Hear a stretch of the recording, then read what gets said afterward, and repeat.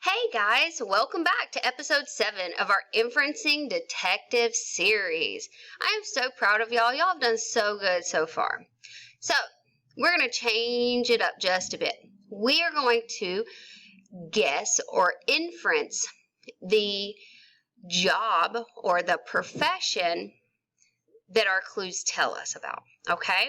Remember, inferencing is guessing using your clues for what happens or where they're going, or just using your clues to figure out the next step. Okay, so here we go. This is our setting.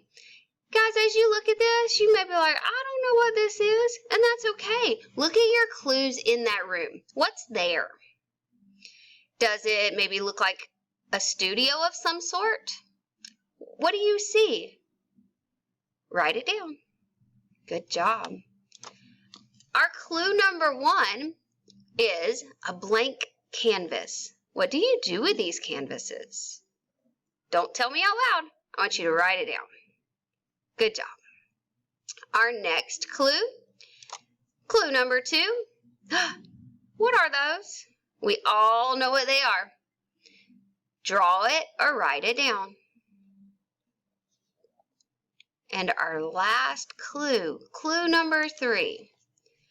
What are those? And if you can't see it very well, I'll tell you. Those are aprons. Aprons protect our clothes. So, look at your clues around the aprons also, okay? Now, we're going to put it all together. We saw paintings in a room. We saw a blank canvas. We saw paints and a paintbrush. And we saw aprons.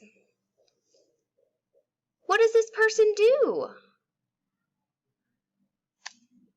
And once you figure out what this person does, can you tell me who I was thinking about maybe?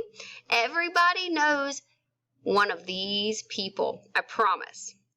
I bet if you think about your school, you can even name the person that does this. All right, guys, y'all did super duper. I'm so proud of y'all. Have a great day.